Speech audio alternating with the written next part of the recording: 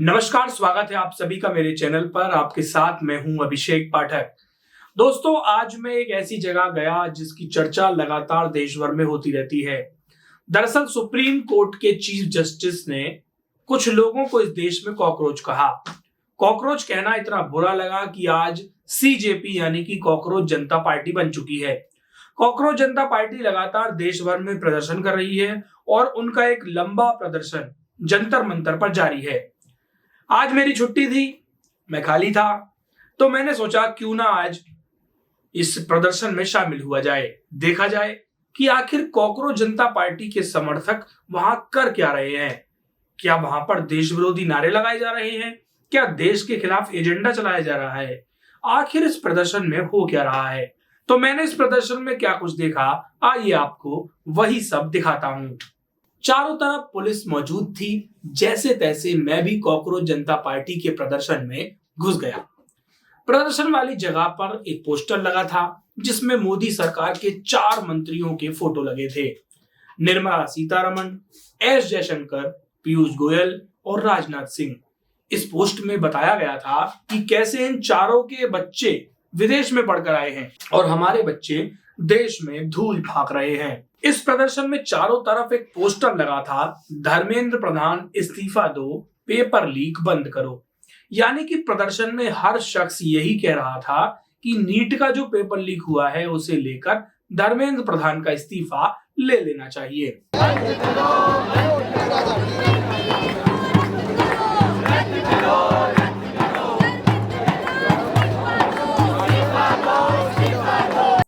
बीचों बीच में एक विशाल मंच लगा था जिस पर लिखा था पीसफुल प्रोटेस्ट, धर्मेंद्र प्रधान इस्तीफा दो। इसके नीचे कॉकरोच बने थे और कॉकरोच बताने वाले खुद लोग भी वहां पर मौजूद थे। चारों तरफ मीडिया वालों का जमावड़ा था। चारों तरफ डिजिटल मीडिया वाले लोगों से बातें कर रहे थे। इसी प्रोटेस्ट में एक लाइब्रेरी बनाई गई थी जिस पर भगत सिंह के पोस्टर लगे थे और पोस्टरों में लिखा था धर्मेंद्र प्रधान इस्तीफा दो। छात्रों की भीड़ इसी पर खड़ी थी। हाथों में शहीद भगत सिंह सुखदेव के पोस्टर थे और लोग न्याय मांग रहे थे। थोड़ी ही देर के बाद अभिजीत ने आवाज लगाई कि सारे लोग इधर आ जाइए, हमें आपसे कुछ बात करनी है। इसके बाद लोग माइक छोड़ छोड़ कर मंच की तरफ बढ़े। धूप काफी ज्यादा थी। कोई अपने सर पर गमछा लेकर खड़ा था, लेकिन हम क्या करते, हमारे पास न गमछा था न ही छतरी। हमारा कैमरा भी धूप में बंद होने लगा था।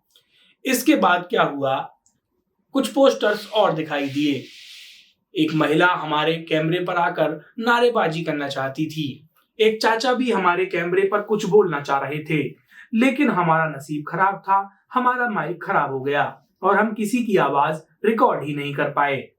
यहाँ पर सरकार के खिलाफ नारे लगाए जा रहे थे।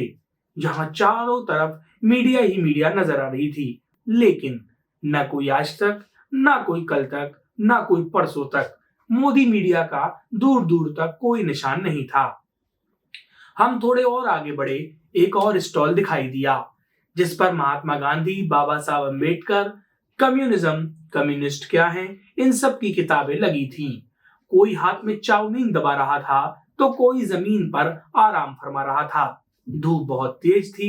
लगभग 3:30 बजे का वक्त हो चला था। एएनआई के कैमरे वाले खाली खड़े थे क्योंकि कोई बाइट ही नहीं दे रहा था। आगे बढ़े तो देखा कि छोटे छोटे मीडिया चैनल लोगों को पकड़ रहे थे, उनसे बात कर रहे थे, कमाने के लिए उनसे चर्चा कर रहे थे। हमने कहा भैया, हम भी तो पेट्रोल खर्च करके आए हैं, क्यों ना हम भी 2-4 की बाइट ले लें। इसके बाद हमने भी एक लड़के को पकड़ लिया। हमने पूछा, भैया तुम यहाँ क्यों आए हो? उसने क्या कहा, आइए सुनिए। प्रधान तीसरा मंत्री है, शिक्षा मंत्री के पद पे बैठा एक कलंक है। इस्तीफा इसको दे देना चाहिए, लेकिन इसकी जमीर मर चुकी है, बेशरम हो चुके हैं पूरी तरीके से। ऐसी पार्टी में बीजेपी, बेशरम जनता पार्टी में एक मंत्री अगर खराब होता है ना तो लोगों का प्रेशर बढ़ता है, तो उसको हटा देते हैं, उसको सही करने के लिए बदनामी से डरते हैं। लेकिन पूरी पार्टी बेशरम हो तो कैसे सुधारें? कल जो है, इनको ये कहना है कि ये इस्तीफा नहीं दे रहे, बच्चे लगातार प्रोटेस्ट कर रहे हैं, इस्तीफा नहीं दे रहे। ये अगर वोट से जीतते, आम नागरिक वोट से जीतते ना, तो इनको डर रहता कि लोग हमको वोट नहीं देंगे। पूरे सिस्टम पे कंट्रोल करके ईडी सीबीआई और ईवीएम पे कंट्रोल करके लोगों को पैसे के दम पे खरीद करके। थोड़ी ही देर हुई थी, ये लड़का बोल रहा था, लेकिन इसके बाद क्या हुआ, एक और आदमी आया, उसका और इस लड़के का विवाद हो गया। हमने बुद्धि लगाई, संयम रखा और दोनों का मामला शांत कराया और साइड से निकल लिए, वरना वहां पर लड़ाई हो सकती थी। मेरा बात बताइए भाई, अगर इसके प्रत्याशी अगर मार के भगाए हैं, आपको 24 में वोटर है, वोटर है तो ईवीएम का कैसे क्लेम कर सकता है जब वोटर ही नहीं है? मतलब ईवीएम का प्रूफ है, कांग्रेस सरकार प्रूफ दे पाई ईवीएम के लिए?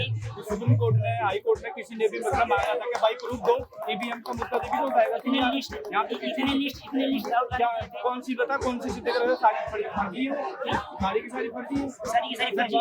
मतलब कर्नाटक में जीत रही ईवीएम है, तमिलनाडु में जीत रही ईवीएम, हिमाचल में जीत रही ईवीएम गया, पंजाब गया ईवीएम गया, केरल गया ईवीएम है, वहाँ पे सब ईवीएम है। जहाँ भाजपा जीत रही वहाँ ईवीएम है। मेरे भाई जान, आपकी बातों को मैं जवाब दे रहा हूँ। हाँ बताओ। डेमोक्रेसी जिंदा है, इनको ये भी दिखाना है। डेमोक्रेसी जिंदा है, इनको लोगों को दिखाना भी है। बाकी डेमोक्रेसी मार चुके हैं, डेमोक्रेसी गई, खत्म है, भाजपा की पार्टी खत्म है भाई। हो गया, देख रहे हो, जहाँ कांग्रेस जीत रही है वहाँ ईवीएम सही है, जहाँ आम आदमी पार्टी जीत रही है वहाँ ईवीएम सही है, जहाँ बीजेपी जीत रही है। मैं बोल रहा हूँ कर्नाटक में भी ईवीएम है, मैं बोला झारखंड में भी ईवीएम है, गड़बड़ है। कहाँ पे? झारखंड में भी ईवीएम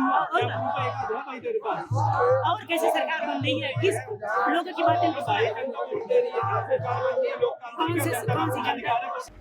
लड़ाई चल ही रही थी कि बापू का फोटो लगाए एक शख्स मेरे कैमरे पर आ गया। उसने कहा, भाई मैं भी कुछ बोलना चाहता हूँ। मैंने कहा, क्यों नहीं, आप भी बोलिए, मैं तो आया ही इसीलिए हूँ।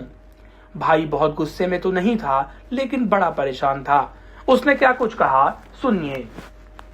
ये उद्देश्य है कि इस्तीफा लेना धर्मेंद्र प्रधान से, एजुकेशन मिनिस्टर से लेने के लिए आए हम लोग। सरकार पे और सरकार के सिस्टम पे पहले तो सरकार पे प्रेशर बनानी चाहिए, उसके बाद ये इसको तो देना होगा हर हाल में, और इसलिए सिस्टम पर प्रेशर बनने का, और कहीं ना कहीं प्रेशर है। आपको लगता है कि ये आवाज़ें, आपकी आवाज़ें, हमारी आवाज़ें वहाँ तक गई है आवाज़ें, और इस्तीफा देंगे, आज दे कल दे, समय लगे मगर देना पड़ेगा। क्योंकि अगर 1 मिनट 2 मिनट 5 मिनट हो गया तो वो इनके लेना चाहिए। इससे क्या, अगर नुकसान हुआ तो बच्चा को नुकसान हुआ। 5 मिनट, आप 5 मिनट में क्या 100 क्वेश्चन कैसे याद कर सकता है? आपको ये है कि उसे चेक करना प्रॉपर, अगर 5 मिनट हो गया तो उसे मौका मिलने चाहिए। आप बताएंगे उसे साल भर बर्बाद हो जाएगा, इसी क्लास साल भर पैसा लगना, ये चीज परेशानी, माँ बाप झेलना, ये चीज और टेंशन होना, बहुत चीजें होती है जो बच्चों की लाइफ में होती है। 4x4 के रूम में ये सालों भर अति करना, स्टडी करना। लोग कह रहे हैं जिन्होंने कभी पढ़ाई लिखाई की नहीं, उन्हें पता ही नहीं है कि पढ़ाई लिखाई का दर्द क्या होता है। हाँ, जैसे हमारे पीएम नरेंद्र मोदी बोलता है कि हम नहीं पढ़े, कहीं कॉलेज गए नहीं, कोई डिग्री है नहीं, तो उसे दर्द कैसे होगा? वो लोग तो कहीं से आया उठ के। आपको क्या लगता है कि जब तक धर्मेंद्र प्रधान पद पर है तब तक कोई पेपर निष्पक्ष हो सकता है या नहीं हो सकता है? नहीं, कभी नहीं। जब तक भाजपा रहेगी तब तक ये हालत झेलते रहेंगे हम लोग। तो आप देश के लोगों से और मीडिया से और पूरे लोगों से क्या कहना चाहते हैं, क्या संदेश देना चाहते हैं? आज मीडिया हमारे साथ होती कि ये धर्मेंद्र प्रधान इस्तीफा देते, जबकि नेशनल मीडिया साथ दे रही है। वो कहीं किसी का गोदी में बैठकर वो एसी वाला रूम में, आज वो भी रो रहा, पछता रहा कि ये दृश्य देखकर भी सोच रहा काश हम भी रिपोर्टिंग करते। अच्छा, इतनी चिलचिलाती हुई धूप में ये छोटे छोटे यूट्यूबर जो है वो आपकी बात उठाने आए हैं, लेकिन जो इतने बड़े बड़े चैनल वाले, लाल माइक, पीला माइक, हरा माइक है, वो आपकी बात उठाने कोई नहीं आया। ऐसा क्यों हो रहा है? क्योंकि गोदी मीडिया, अब मोदी के गोद में जाकर ये कोई बैठा हुआ, ये लोग भी चाहता है कि आवे, कैसे आवे? जब लोग मोटा रकम ले लिए और बैठ गए तो कि आने पे आप लोग नहीं आ सकते, यानी हुआ कैसे? ऊपर से प्रेशर है, इसी कारण नहीं वो लोग आ रहे हैं। मतलब देश का मीडिया एसी में बैठ के मौज कर रहा है और देश का भविष्य जो है यहाँ खाक छान रहा है। मोदी जी के सामने ना बोला ट्रम्प कि तुम्हारे रिपोर्टर से मेरा रिपोर्टर अच्छा है, आई लाइक दिस गाय। जब वो स्ट्रीट ऑफ हॉर्मेज में जो 3 सिख को मिसाल से अटैक किया था और वो क्वेश्चन किया था वहाँ का मीडिया, यूएसए मीडिया, तो ये बताइए, तो वहाँ बेइज्जती नहीं लगा पीएम नरेंद्र मोदी को? बेशरम से तो भी वहाँ भी हंस रहा था। कुछ देर के बाद तो जंतर मंतर का पूरा माहौल ही बदल गया। चारों तरफ तिरंगे झंडे लहरने लगे, लोग नाचने लगे। कोई गाना गा रहा था, वंदे मातरम वंदे मातरम, तो कोई जय हिंद, चक दे इंडिया, ऐसे ऐसे गाने पर नाच रहा था। चारों तरफ तिरंगे लहर रहे थे। बड़ा ही आनंददायक वातावरण था। थोड़ी सी तस्वीरें आप भी इस दौरान की देकर आए कुछ बच्चों को मंच पर बुलाया गया। मंच पर बुलाकर उनसे कहा गया कि आप अपने दिल की बात कहिए। इस दौरान इन बच्चों ने क्या कुछ कहा, ये भी सुनिए। एजुकेशन मिनिस्टर अपनी कुर्सी पर बना हुआ है, क्या वो गैर कानूनी नहीं है? क्या वो गैर संवैधानिक नहीं है? तो पुलिस वाले अंकल अनाउंसमेंट करने से पहले ये बात जरूर ध्यान रख लें। कोई बात नहीं, तो माइक इज योर्स। आप लोग अपना नाम बताइए एंड प्लीज आपका जो भी एक्सपीरियंस हो, जैसा भी हो, शेयर करिए। मैं आप लोगों को, इन लोगों को कोई स्क्रिप्ट नहीं दी है, इन लोगों को मैंने कुछ बोला नहीं कि उनको क्या बोलना चाहिए क्या नहीं।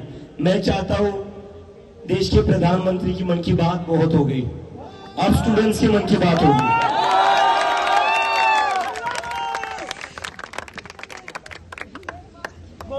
हेलो, मेरा नाम अंता है और मैं नीट की तैयारी 2024 से करती आ रही हूँ। तो एक तो बात मैं ये बोलना चाहूंगी कि पहली बात तो सरकार जो है वो अकाउंटेबिलिटी ले कि हाँ हमसे पेपर लीक हुआ है, और पेपर अगर लीक हो गया तो रीनीट कराने से कोई वो नहीं होता, ठीक है। और रीनीट का पेपर भी बहुत टफ था, जिस हिसाब से जो हमारे स्टूडेंट है, हमारी जो मेंटल हेल्थ थी, उसके हिसाब से पेपर थोड़ा सा उनको इजी साइड में बनाना चाहिए था मेरे हिसाब से, और वो पेपर इजी साइड में नहीं था। मैं बस यह पूछना चाहती हूँ कि 2024 में पेपर लीक हुआ, 2025 में पेपर हार्ड आया, 2026 में पेपर दोबारा लीक हुआ, फिर रीनीट का पेपर इन्होंने हार्ड बना दिया। पहली बात तो आप पेपर का लेवल जो है वो मेंटेन कर लो कि पेपर जो है वो आप इजी दोगे या आप हार्ड दोगे, क्योंकि इजी पेपर की प्रिपरेशन अलग होती है और हार्ड पेपर की प्रिपरेशन अलग होती है। इजी में हम लोगों को स्पीड मैटर करती है और हार्ड में क्वेश्चन प्रैक्टिस। जे एडवांस का पेपर होता है, उन लोगों का एकदम क्लियर है कि पेपर जो है वो हार्ड होगा, तो बच्चा पहले से ही हार्ड प्रिपरेशन करता है, वो पहले से ही क्वेश्चन उस लेवल के लगाता है। और अगर हमारे शिक्षा मंत्री को शर्म नहीं आ रही है, वो बेशर्म बन चुके हैं, तो हम भी बेशर्म बन जाएंगे। अभी तो 3 ही दिन हुए हैं,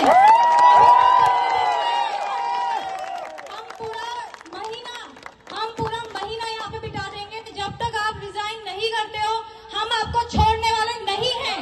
आपने 2024 में पेपर लीक करा, हमने आप पे भरोसा करा कि चलो कोई नहीं, गलती होती है, दोबारा सुधर जाएगी। आपने 2025 में पेपर हार्ड बना दिया, चलो कोई नहीं, हम मान लेते हैं हमने प्रिपरेशन अच्छी नहीं करी, हमने हार्ड क्वेश्चन की प्रैक्टिस नहीं करी। अब 2026 में दोबारा लीक हो गया, अब हम हटने वाले नहीं हैं, अब नहीं हटेंगे हम। अब तो आपको हटना पड़ेगा, ये बात आप सुन लीजिए। जो बच्चा 3-4 साल से प्रिपरेशन कर रहा है ना, उसकी मेंटल हेल्थ आप लोग नहीं पहचान सकते हैं। एक बार 12 घंटे पढ़ के देखिए, आप लोगों को समझ में आ जाएगा कि क्या होती है पढ़ाई। आप पेपर खत्म होने के बाद दोबारा नहीं बोल सकते हो कि पेपर दोबारा हो जाएगा। अरे आप लोगों को थोड़ी सी भी शर्म आती है? आप लोग एक नेशनल पेपर ले रहे हो, आपके पास पेपर लीक हो गया, एयरफोर्स से आप पेपर भेजे हो, आपके पास इतनी भी रिस्पॉन्सिबिलिटी आपके पास होनी चाहिए कि आपके अंदर पेपर लीक हो रहा है, ट्रांसपोर्टेशन में पेपर लीक नहीं हुआ है। बस मैं यही बोलना चाहती हूँ। और जब तक अगर रिजाइन को नहीं देंगे, हम लोग भी यही अड़े रहेंगे। और जितने भी नीट एस्पिरेंट हमें सुन रहे हैं, आज सिर्फ इतने ही नीट एस्पिरेंट आए हैं, ये बाकी सारे लोगों का मैं धन्यवाद करना चाहती हूँ कि आप लोग हमारे साथ खड़े हैं। आपको बहुत बहुत धन्यवाद कि स्टूडेंट के लिए आप लोग खड़े हैं। जो बच्चा 4 साल से प्रिपरेशन कर रहा है, उसकी मेंटल हेल्थ हमें पता है ना, क्योंकि हम प्रिपरेशन कर रहे हैं, हमारी मेंटल हेल्थ क्या है। बस मैं यही बोलना चाहती हूँ। धीरे धीरे शाम के 4:30 बज चुके थे। प्रदर्शन खत्म होने वाला था। मैंने सोचा मुझे भी तो घर लौटना है। इसके बाद मैं उठा और एक चाचा की दुकान पर पहुंच गया। मैंने चाचा से कहा, मुझे चाय पिलाओ। चाचा ने मुझे 15 रुपए की चाय, 5 रुपए का बिस्कुट और 10 रुपए की हल्दीराम की मूंग की दाल खिलाई। मैं मस्त खा रहा था। फिर एक शख्स आया सफाई करने के लिए। मैं उसे देखते ही खड़ा हो गया, लेकिन उसने कहा, नहीं नहीं भैया, बैठे रहो। और इसी के साथ कॉकरोच जनता पार्टी के कार्यक्रम में मेरा पहुंचना हुआ। इस तरह कॉकरोच जनता पार्टी के प्रदर्शन में मैं शामिल हुआ और मैंने उन लोगों के भावनाओं को देखा।